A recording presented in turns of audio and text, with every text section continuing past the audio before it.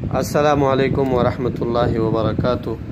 سوال یہ ہے کہ اگر جنوبی کے لیے پانی دستیاب نہ ہو تو اسے کیا کرنا چاہیے؟ اگر جنوبی کے لیے پانی دستیاب نہ ہو تو انسان کو تیمم سے کام چلا لینا چاہیے۔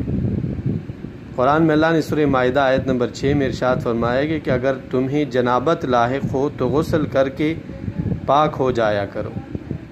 اگر پانی دستیاب نہ ہو تو اس صورت میں انسان مٹی سے کام چلا سکتا ہے۔ سورہ مائدہ آیت نمبر 6 میں اللہ نے ارشاد فرمایا ہے، اور اگر تم بیمار ہو یا سفر میں ہو یا تم میں سے کوئی قضائے حاجت سے فارغ ہوا ہو یا تم اپنے عورتوں سے ہم بستر ہوئے ہو اور تمہیں پانی نہیں مل سکے تو پاک مٹی لو اور اس سے منہ اور ہاتھوں کا مسح کر لو، یعنی تیمم کر لو۔ اس آیت میں اللہ تعالیٰ نے 4 حالتیں ذکر کی ہے کہ اگر ان 4 حالتوں میں آپ کو پانی میسر نہیں ہوتا تو آپ مٹی کا استعمال کر سکتے ہیں، تیمم کر سکتے ہیں۔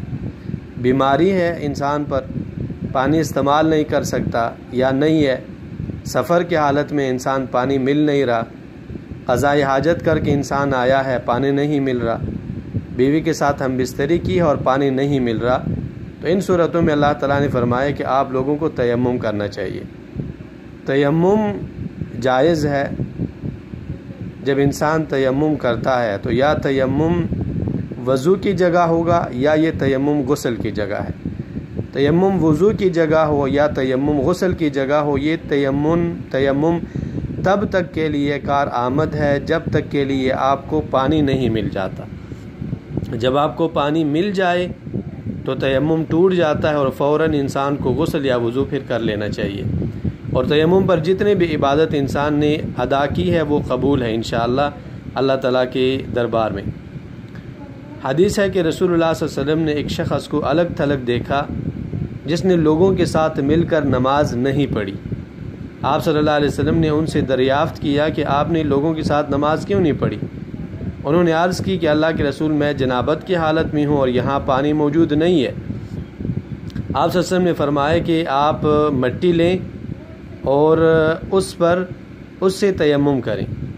اتنی دیر میں آپ صلی اللہ علیہ وسلم کو پانی ملا اور آپ صلی اللہ علیہ وسلم نے فرمایا جاؤ اور اسے اپنے اوپر ڈال لو۔ صحیح بخاری میں یہ حدیث ہے، تیمم 244 نمبر حدیث ہے۔ اس حدیث سے 2 چیزیں معلوم ہوتی ہے، بلکہ 3 چیزیں۔ ایک چیز یہ ہے کہ تیمم بروقت ضرورت جائز ہے۔ دوسری چیز اس حدیث میں یہ ہے کہ تیمم سے طہارت حاصل ہو سکتا ہے، اور تیسری چیز یہ ہے کہ تیمم کی طہارت موقت ہے۔ تیمم کی طہارت تب تک ہے جب تک انسان معذور ہے، جب عذر ختم ہو جائے تو تیمم کی طہارت بھی ختم ہو جاتی ہے۔